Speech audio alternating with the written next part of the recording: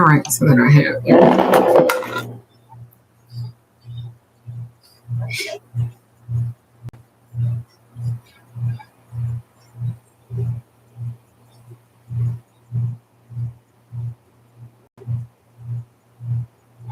All right, so good afternoon. I'm going to do this video on jar magic. Jar magic. Jar magic. This is the thing that everybody loves. Everybody loves to talk about jar magic. I always have I think one of my highest staking videos that's ever watched was a video that I was talking about writing a petition. And so I decided today that I was going to talk about like jar magic, the importance of it, how it works, how it functions. And so welcome. I told y'all when I make these videos, they're not just going to be for nothing. They're going to be for something, and you're going to learn something and laugh and everything else. Good afternoon, everybody. So today we're going to talk about jar magic, why jars are important. I'm not going to try to hold you long. I'm not going to do that because I don't want to. So welcome back to my channel, and I'm kind of going to dive into the powerful kind of like world of jar magic. It's one of the most enduring and versatile fucking magics in history. So I'm going to kind of explore. So get like a notebook or something and take notes. All right. So I've been here since the ammonia jar days. Okay. So yes, please like, share, and subscribe. So, all right. So real quickly, what is a jar? And let's talk about the history of a jar. Yes, I got motherfucking notes because I had to print this shit out. All right. So jar magic is a old form of magic. So it's found across many cultures and hoodoo. People like to use bottles and jars for protection, for justice. And every bottle and jar, just keep in mind, it could be a fucking pill bottle. Is my blood pressure missing out? It could be a pill bottle. They would actually take dolls and set them on top of a pill bottle, and they got a whole spell in the pill bottle. I actually teach a full-on doll magic class. If you have never taken one of my classes, take one of them. Take that class.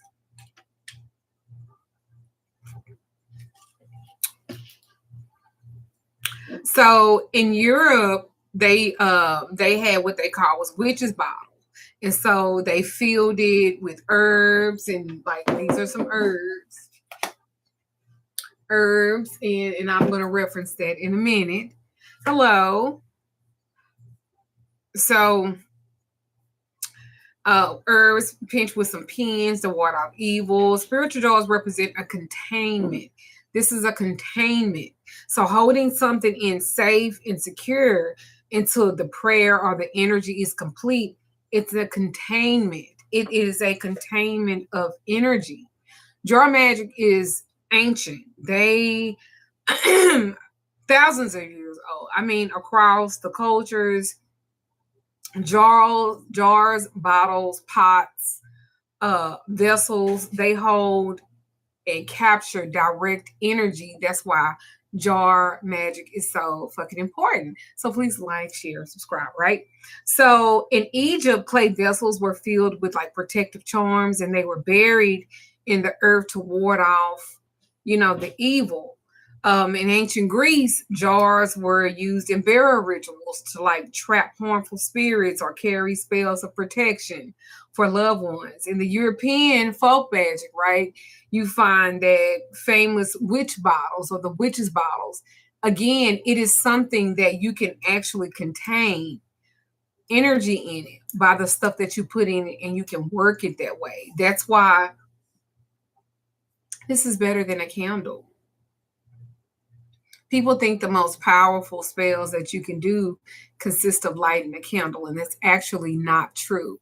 It's what you put in this motherfucker, because you can work it. Now, every jar should not be worked, but for a period of time until you seal it. Like in African dysphoria, you have hoodoo traditions and you see sweetening jars and honey jars and used to soften the heart and attract love and sweeten relationships. That is all about the jars. Jar magic has survived because it works. Jar magic, bottle magic has survived because it works, right?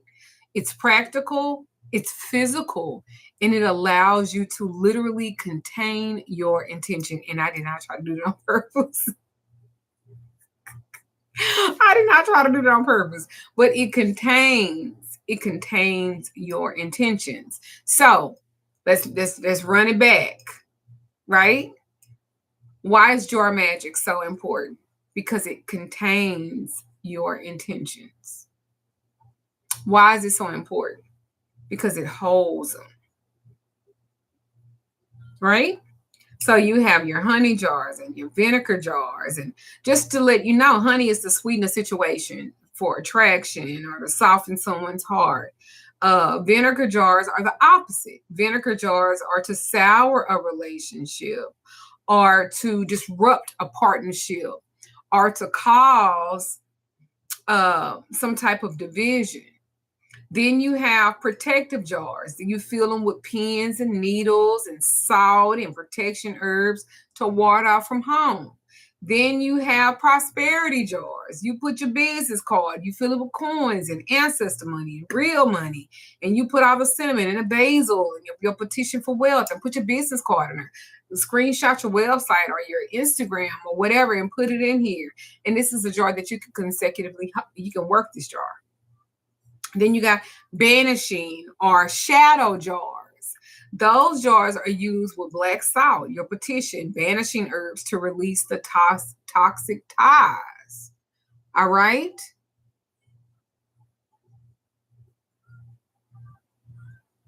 So jar magic is extremely important in today's climate. It is a way to what? To literally contain your intention. If you ain't got nothing else, what does jar magic do? It contains your intention. For an example, if you wanted to make a prosperity jar, you take a small jar, you'll add you some coins in there, preferably quarters or silver dollars. Silver dimes, I'm sorry, or silver dollars. Okay?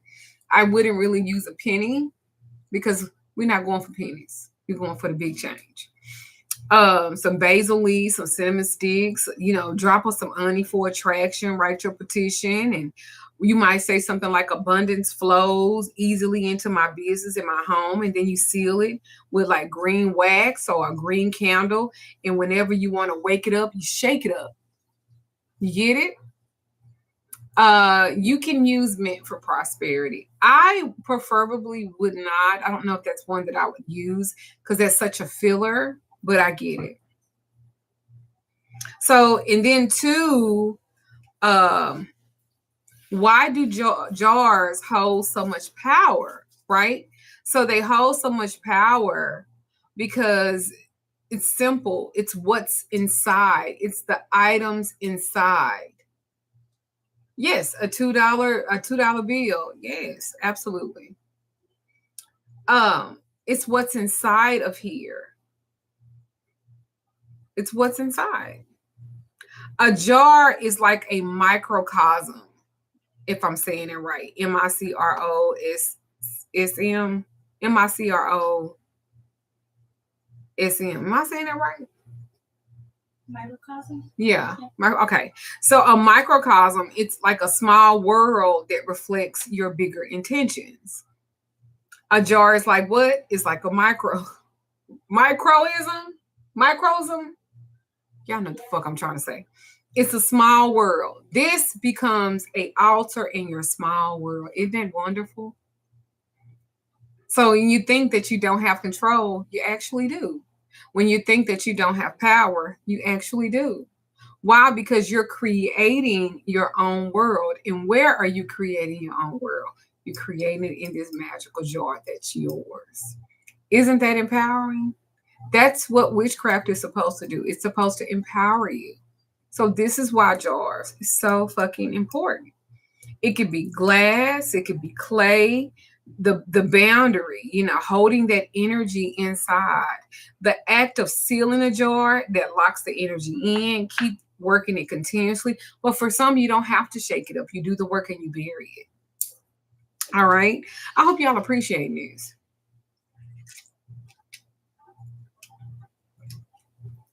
So what you put inside, coins, herbs, your petition, any type of liquids or oils, or depending on the particular jar you're using, shapes the intention, whether it's sweet or sour or protective or prosperous, full of abundance. It's on you what you create, because this is your little world.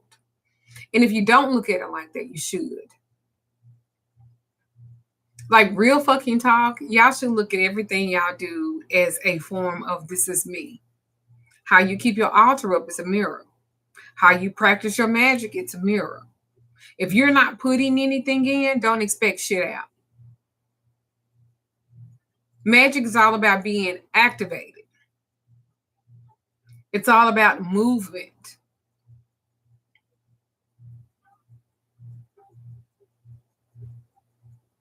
Do you get it? Good. Good. Thank y'all. Thank y'all. Thank y'all.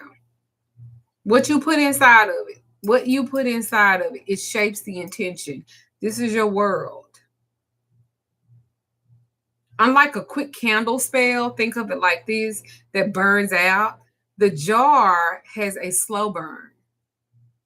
You set it, you seal it, and it continues to radiate its influences as long as the jar is kept. What does that mean? As long as you put it up somewhere, or even if you bury it somewhere, as long as it's kept. This is your world. You hold the power in it. If you feel like you ain't not in control of anything else, you are in control of everything that you put in here. That is accountability. That's you being responsible to your magic and what your intentions are. All right?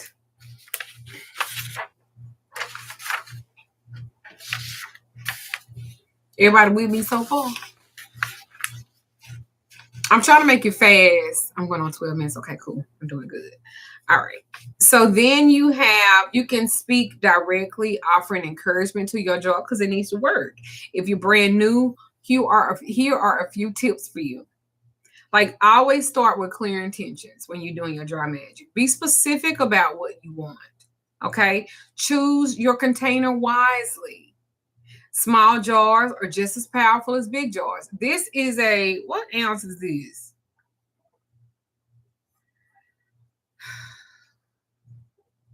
This is a 10 ounce, 12 ounce. And your jar don't even have to be that big. It could be the little small 4 ounce jars. Even this could be considered a container, a jar, container spell. Same thing applies. All right. You write your petition, a short, clear statement of what you desire. You can seal it with wax. You can seal it with ribbon, even tape, but do it with focus. I always say, if you're going to seal your bottle or your jar or whatever, always do it with counter wax. Because if you break the seal, that counter wax means you're breaking something. And that always would stop me from wanting to break something. Your magic, your jar just holds and reflects your energy. And that's why it is so important. It's all about your intention. I want you to be the most powerful you can possibly be. And that means that you do what? You learn to slow down. I will tell you this, a lot of y'all do stuff too fast. And that's why it doesn't work. A lot of y'all rush stuff. Some stuff you can rush. A lot of you can't. Thank y'all for the hearts. I really appreciate that. Made me feel like I'm not talking to myself. It's all about what you decide what's important and how you're going to move with it. If you do anything in fear, everything is mirrored off that fear. If you have a good heart and you are doing a jar, because this is how you're going to get your lick back, you don't have to worry about it backfiring, because your intentions was good. You divinated on it, of course, and divination said that it was okay to do the work on it. So you proceed and do the work. Thank you. Thank you. I appreciate you too. I just want y'all to know that if you want change to happen, the first magical spell you ever do is on yourself. Because in my mind, can't nobody tell me shit that I ain't the most magical bitch that ever walked the face of the earth. And I don't even have to be that. And I don't even have to say that out loud as opposed to that's how I feel about myself. And nobody has to tell me or to confirm or to validate how I feel because I know I've moved mountains in my life. And I've moved mountains in other people's lives too. So the first magic spell you ever do on yourself is you. You do it on yourself. It's you. Maybe it's a glamour spell. Maybe it's not. Maybe if you haven't done a glamour spell on yourself, maybe you should. Because remember, everything is going to mirror off of you. The good, the bad, reflectively so. How do you want your magic to be? That's how it'll be.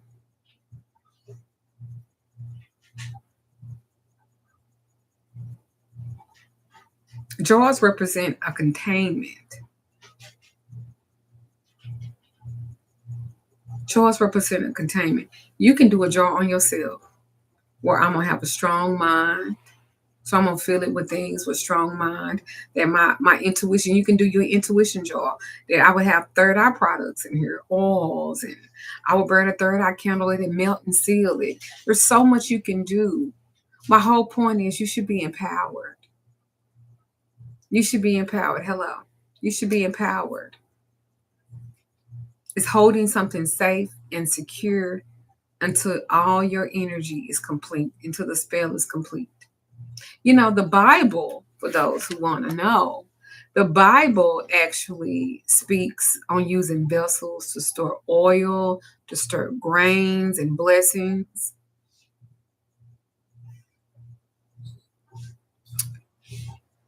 Can love spells work fast or at a slow pace? I appreciate you.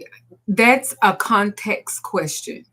That's a very complex. It's too many variables. I would have to know the specific situation and history behind that to actually give you a concise answer that's detail specific to your particular situation.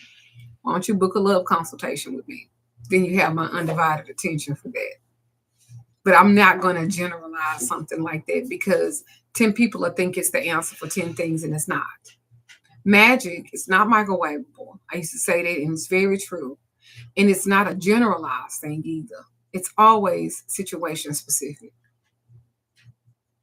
So the Bible, again, it speaks of vessels. This is what it was talking about.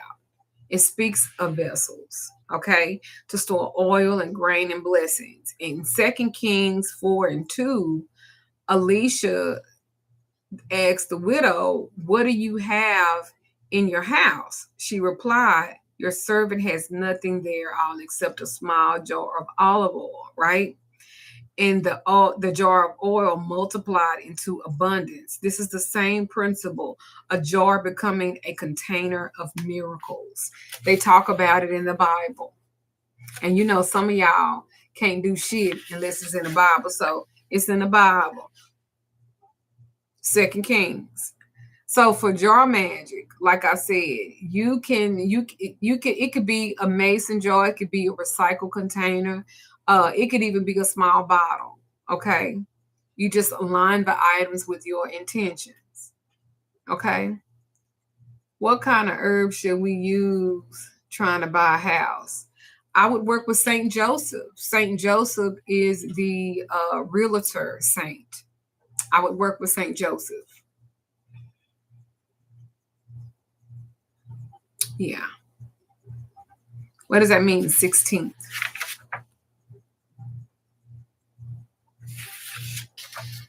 All right. Thank y'all for the hopes.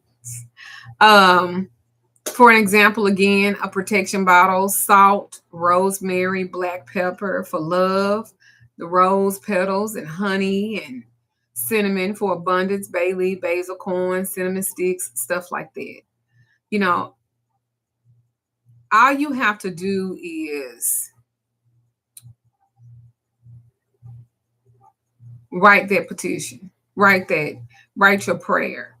What is that? In Habak 2 and 2, Habakkuk. That's in the Bible. Habak 2 and 2, it says, write the vision and make it plain on tablets that he may run who reads it. So writing your prayer and placing it in a jar makes it plain before the Spirit. Did y'all know that? Because I'm sure I'm teaching y'all something new.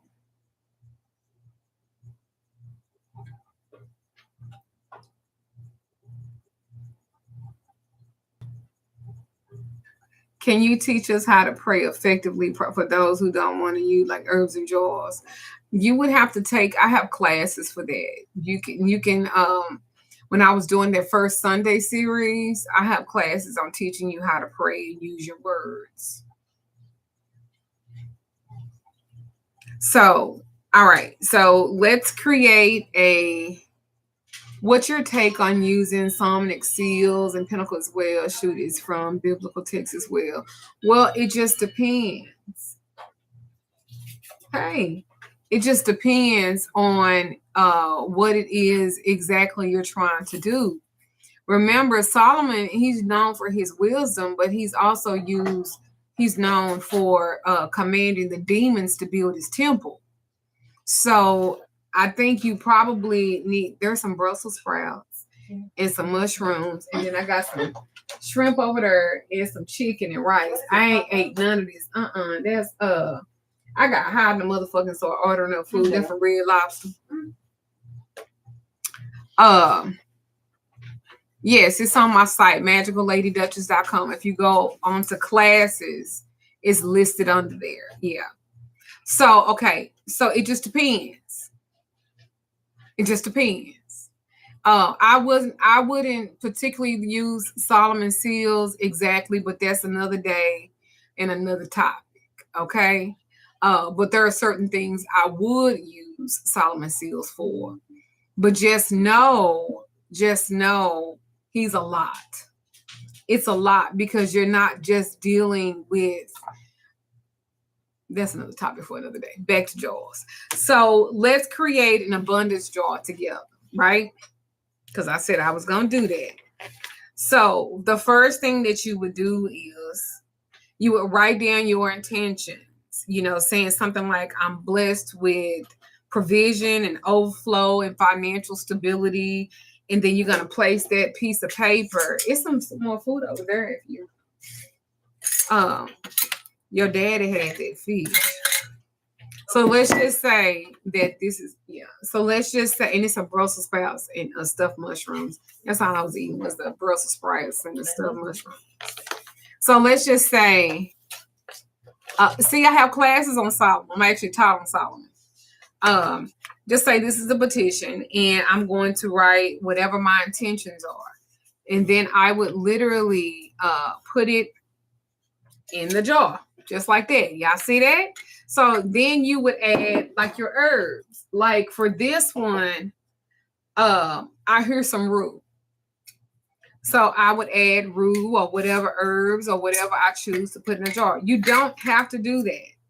You can put coins and whatever type of herb that goes with whatever type of jar you are intentionally doing.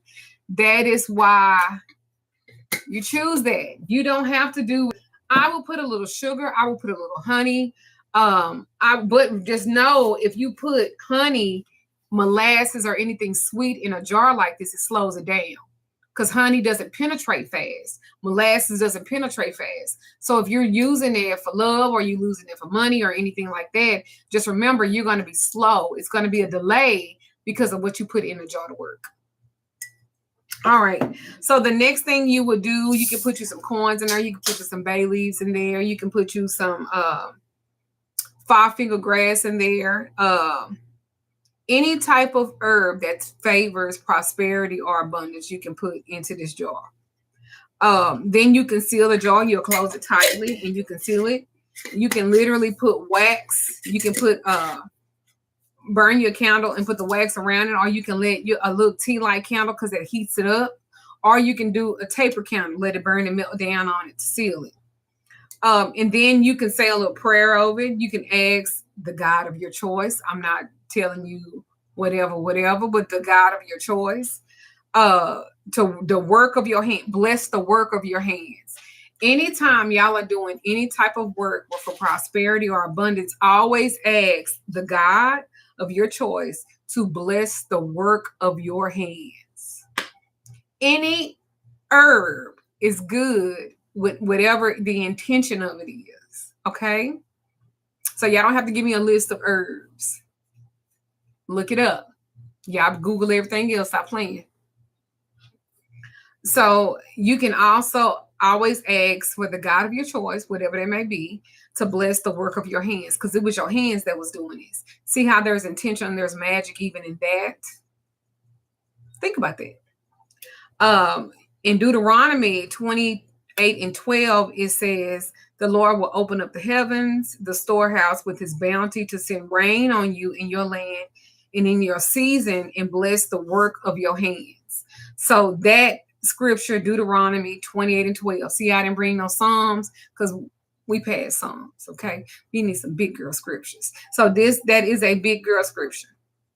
Once the jar is complete, you can see it. You can shake it up. You can read that scripture over it again and again. You can place the candle on top of it. It adds more power. Remember, the jar is not a replacement of any type of work, because it is the work.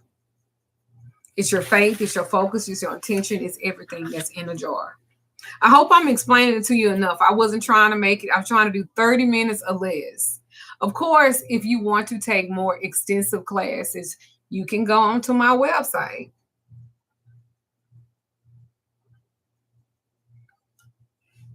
You can go onto my website, and I will definitely. I have herbal classes on there, Monet. So I have herbal classes too that I discuss as Herbalism 1301, and I have a Herbalism 1302 where I'm actually giving you potions and spells and stuff that you can make and try. When you feel like the work is done, you can bury it, you can dispose of it respectfully. You know, abundance jars, you bury them near your front door or in the garden, and it symbolizes a growth. If you do it that way. For protection jars, you bury them at the edge of your property, and always say a prayer when you're releasing it to let it go. Remember I said that. Jar magic is a way of holding your prayers into a physical form. Remember that too. Just as the woman with the jar of oil that saw her faith multiply, so can blessings flow when you combine your intentions and your prayers and your scriptures, and even if you don't have scriptures, your words, your intentions in this. If this teaching blessed your spirit, please like, subscribe, and share the video with someone who needs encouragement and who needs to be encouraged to do their own work. Proverbs 3:6 says, in all your ways acknowledge him, and he will direct your path. That can go for your ancestors. That can go for anyone when it comes to spirits. All right. So trust yourself, trust your spirits that you deal with. And I will talk to you later. If you guys want to book a reading or a consultation or a conversation, if you have not checked out my store, MagicalLadyDuchess.com, please check it out. If you're in the Mesquite area in Texas, or if you're in Dallas, period, come check out my store and come see me. Ashe, I love you guys. Y'all like my kente cloth? Yeah, trust yourself first. You got to make sure you're making the right decision. Okay? So, I'll talk to y'all later. Ashe.